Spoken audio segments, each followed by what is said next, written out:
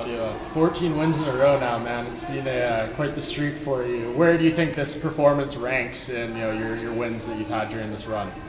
Well, I think it's gonna send me to the next level, and I've been out for so many years, 3.5, and I just came back, and I have three submissions, so I think I deserve to be at top 10. Yeah, I think a lot of people forget before you had that time off, you beat Leon Edwards, who's now like a top contender in the division. What did you change during that time off? Was there a big difference to your game before the layoff and then after during this run? I think now I'm training more smart, I came to Miami and I have such great coach and team behind me. And I have Conan, Marcos Parrumpinian, I have all that great coach and a great training camp. I think that's what's going to make the total difference tonight, That's what made the difference tonight. For sure. What did you have to change during the switch of opponents? Obviously, Cole wasn't your original opponent for this card. Did you have to make changes to your game plan and everything? Not really, no. I think my game is for everybody. BJJ is for everyone, and that's what I deliver. Submissions. BJJ Brazilian Jiu-Jitsu for everyone, and I think my game I can finish everybody, So I was so ready. I've trained so hard, I was ready for everything. Does seeing Leon Edwards' success, and since you have a win over him, does that give you confidence seeing how far he's gone and knowing that you beat him? I always have confidence in myself. It's not only because he did well. I'm very happy for him. I've never been like trash talk him or something like that. But I know I'm better than all these guys. I know it's just a matter of time to be a champion. And what was the layoff? Because you fought Leon and then you didn't fight for a while. What happened? 3.5 years. I had like 4 surgeries on my foot. I did in one go, And when I was ready to come back, I injured my arm. So I broke my tendon, my biceps tendon. I couldn't lift my arm. Yeah, it was painful, man. It was a tough time for me, It was like being in a jail. That's how I felt, being in a jail without bars, But I was just think about it. I was just mentalize, visualize. I wasn't in the cage physically, but my spirit was always there. With all the time away, how do you balance wanting to make up for lost time with not pushing yourself too hard and rushing back in? Excuse me, say again, please. With all that time off, how do you find balance? I mean, obviously you want to get back soon, but you don't want to push yourself too hard. Man, it was something crazy, I don't know even how to answer that question, but all I was thinking it was about to come back.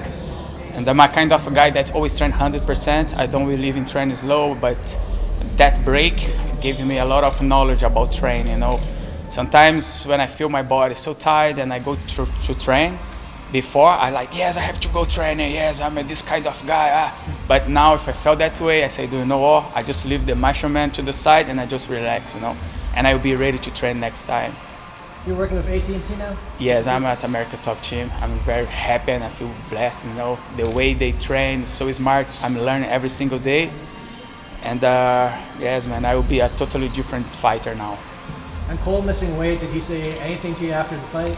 Well, he came and apologized, and I'm not blaming anybody. So I'm just so happy to fight, because it was a 10 weeks camp. It was so hard training, and if I didn't fight, man, I would go crazy, So I respect him. He's a tough guy. He's 11-1, all respect for him. I wish him the best. Sorry, in a way, it's kind of good because you did make more money from it, right? Yes, I hope I get a bonus, That's gonna be better money. Oh yeah, that's true. Yes. From the missed weight, right? Yes, I get some money for him, And what do you want next for your career? Because you mentioned, you're on a streak and you want to reach that next level.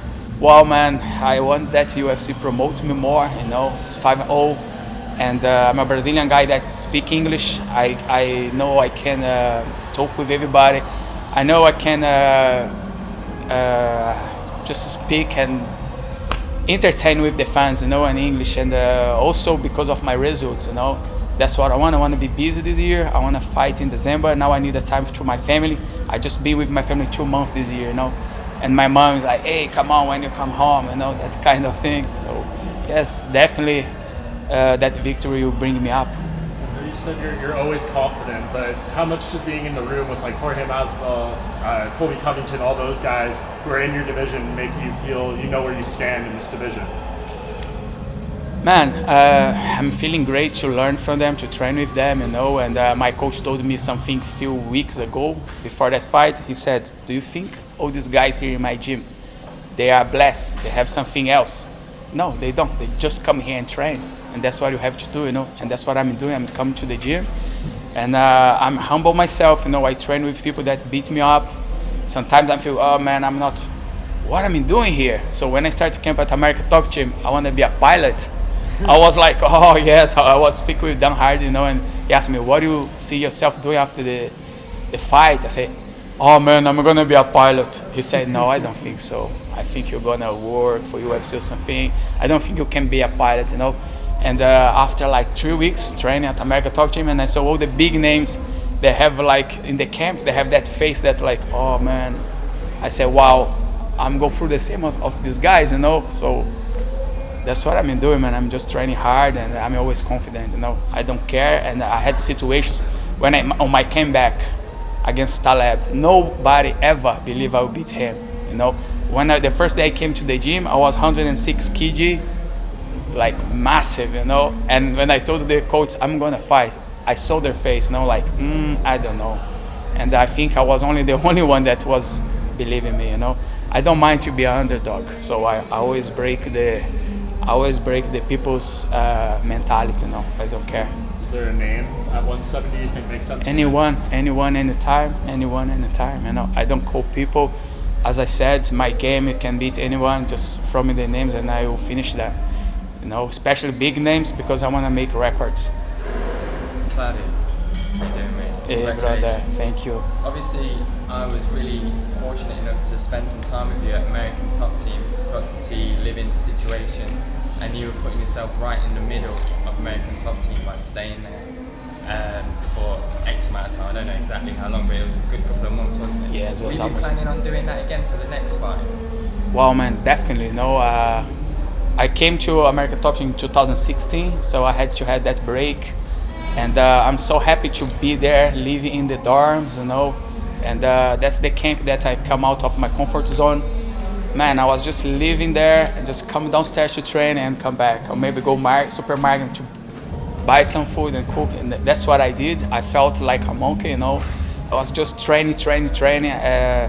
And in the middle of the camp, I was exhausted because only thing I was seeing was fighters and training.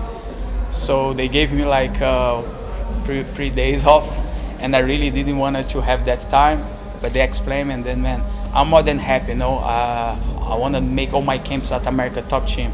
That's what I'm looking for. So, and maybe move down to Miami, you know. So I think that's the time, and I want to improve. I want to keep that constancy, you know.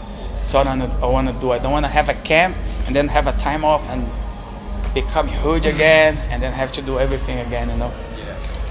Congratulations. Thank you, brother. Thank you. Thank you.